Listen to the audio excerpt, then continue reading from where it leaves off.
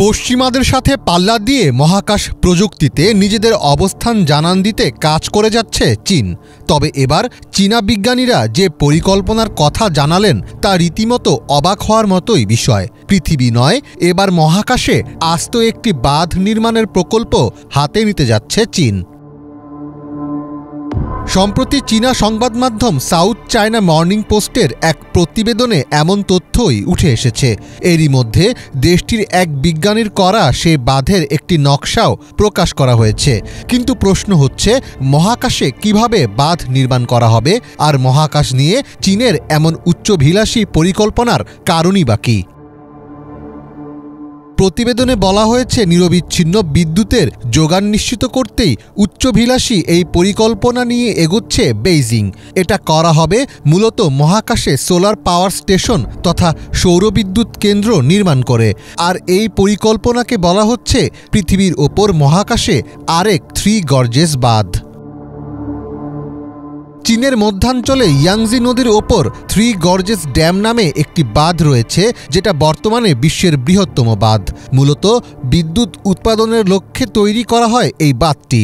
3 gorgeous বাঁধটি এত বড় যে আমেরিকান মহাকাশ সংস্থা নাসা দাবি করেছে এটি পৃথিবীর ঘূর্ণন গতিকে প্রভাবিত করেছে।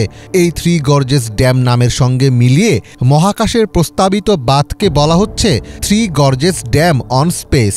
আর এটার উদ্দেশ্য বিদ্যুৎ উৎপাদন। যদিও এর বাস্তবায়ন নিয়ে যথেষ্ট সন্দিহান বিশ্বের অনেক মহাকাশ গবেষক। এছাড়া এই ধরনের প্রকল্পকে মানবজাতির জন্য অত্যন্ত বিপজ্জনক বলেও মনে করছেন যুক্তরাষ্ট্রের বিজ্ঞানীরা। এই প্রকল্পের অধীনে 1 কিলোমিটার প্রশস্ত একটি বিশাল সৌর প্যানেল ভূস্থির কক্ষপথে স্থাপন করা হবে, যা পৃথিবী থেকে 36,000 কিলোমিটার ওপরে অবস্থিত। এই প্যানেল ক্রমাগত সৌরশক্তি সংগ্রহ করবে। তবে মজার বিষয় হলো, দিন রাতের চক্র বা আবহাওয়া পরিস্থিতি প্যানেলকে সৌরশক্তি সংগ্রহ থেকে প্রভাবিত করবে না। সেখান থেকে সবসময় বিদ্যুৎ পাওয়া যাবে, যা মাইক্রোওয়েভের মাধ্যমে পৃথিবীতে নিয়ে আসা হবে। জানা গেছে, বর্তমানে এই বিষয়ে গবেষণা চালাচ্ছেন চীনা মহাকাশ বিজ্ঞানীরা। এই ধরনের প্রকল্পের বিষয়ে বিশ্বের অনেক উন্নত দেশে আগেও আলোচনা হয়েছে এবং এখনও হচ্ছে। মূলত পৃথিবীতে ক্রমবর্ধমান বিদ্যুতের চাহিদা মেটাতে সৌরশক্তিকেই বিকল্প হিসেবে ব্যবহার করতে চাইছেন গবেষকেরা। গত কয়েক দশক ধরেই সৌরশক্তি নিয়ে বিজ্ঞানীদের মধ্যে আলোচনা চলছে।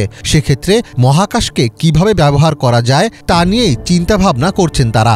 তবে চীনের এই উচ্চাভিলাষী প্রকল্পটি বাস্তবায়িত হলে গবেষণার নতুন দিক খুলবে। বিশেষজ্ঞদের মতে, এই প্রকল্প থেকে বিদ্যুৎ উৎপাদন শুরু হলে মহাকাশে শ্রেষ্ঠত্ব প্রতিষ্ঠার দৌড়ে চীনের থেকে অনেকটাই পেছনে পড়ে যাবে যুক্তরাষ্ট্র। মীর ফজলে রাব্বি, বাংলা ভিশন।